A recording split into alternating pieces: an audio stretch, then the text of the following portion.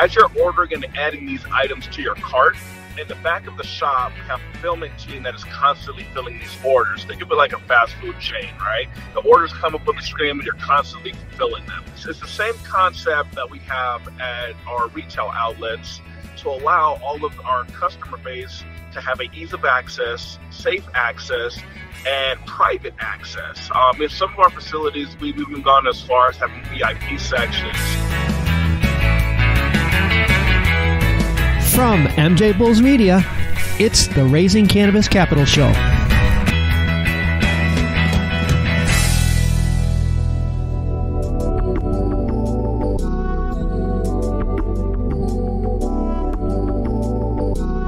Today on Raising Cannabis Capital, we are continuing this month's BioTrack Cannabis Dispensary Spotlight Series with Chris Henry from Empire. Chris, welcome to the show. Thank you. I appreciate it. How are you doing today? I'm doing great, and I really appreciate you taking time out to speak with us today. Empire is a Southern California dispensary chain, and you're just doing so many innovative, aggressive things with the way you're running your stores. Our listeners are going to really find this episode fascinating. Chris, let's jump in by talking about all the dispensaries that you've worked with or helped over the years, which kind of puts you in position to design the Empire store, the Empire approach to business. Yeah, so right around about 2003, 2004, I started doing security cameras and access control for a lot of dispensaries.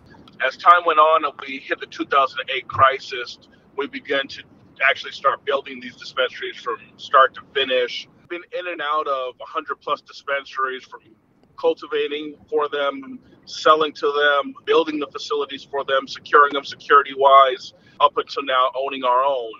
And we became somewhat of experts in the process. Well, I would say after seeing 100 stores and helping them work through each of their challenges, and most importantly, finding out what works best in dispensaries and what works not best in dispensaries, that probably got you where you are right now. I know when people refer to your stores, I hear this a lot. They say an Apple store for cannabis. You've really embraced technology. Maybe explain to our listeners some of the things that you're doing with technology. They're just light years ahead of everybody else. Yes, what we've done is taking the technology that we're seeing in tomorrow's world and implementing it now. By that I mean, when you go to, your typical supermarkets nowadays, or you go to Home Depot or any shopping retail outlet, everything is gone to self-checkout. So what we've done is we've taken the approach to implement a self-checkout mechanism within our sales platform. So when you enter our facilities, right up along the walls, we'll have touch screens with empty products around them, and you can actually pick one of those empty products up and set it on a indentation on the front of the point of sale platform, and it will bring up exactly what you're looking at. It'll tell you the description. It'll also give you details on what the product will actually do for you, the type of high you will have, whether it's a subtle, a high, if it's a daytime or a nighttime, an indica, sativa, give you terpene profile and content. It'll give you a full breakdown and description of the total effects and the time that product will last, as well as how to actually administer it. We also have the ability through that process to have some of our sales reps on the floor just walk up to you with an iPad and do the same thing, take the same type of order. On our flower tables, when you pick up one of the jars, there's a clear jar with a magnifying glass at the top, so you can actually look at the flower in there. But when you pick those up off of this table, we have RFID chips that will automatically communicate to the computer in front of you that you're looking at and pop up that particular flower on the board and tell you the exact same thing. As you're ordering and adding these items to your cart, in the back of the shop, we have a fulfillment team that is constantly filling these orders. Think of it like a fast food chain, right? Yeah. The orders come up on the screen and you're constantly fulfilling them. It's the same concept that we have at our retail outlets to allow all of our customer base to have an ease of access, safe access, and private access. In some of our facilities, we've even gone as far as having VIP sections. Our motto is we want to be the higher standard. Empire, the higher standard, is what we really stand by. And we're able to do that utilizing technology, utilizing ease of access, and just making each person comfortable in there. I think more people would prefer to find this information out on their own versus having to talk to a salesperson. The privacy aspect, yeah. Sometimes I think that is misunderstood. I know a lot of people want to do their research without somebody standing over their shoulder. But on the flip side, the other thing that I've heard a lot about is that your staff is very knowledgeable because their sole responsibility now can be interacting with your guests. Absolutely, Dan. And that's what we really pride ourselves on at Empire is the staff. Customer service is everything. You have to know your customer. When you're dealing with cannabis, you have such a wide array of customers. You see all walks of life. Yeah. And that's the beauty of it. I want to take a short break to play you a preview of our next episode and to thank our sponsors.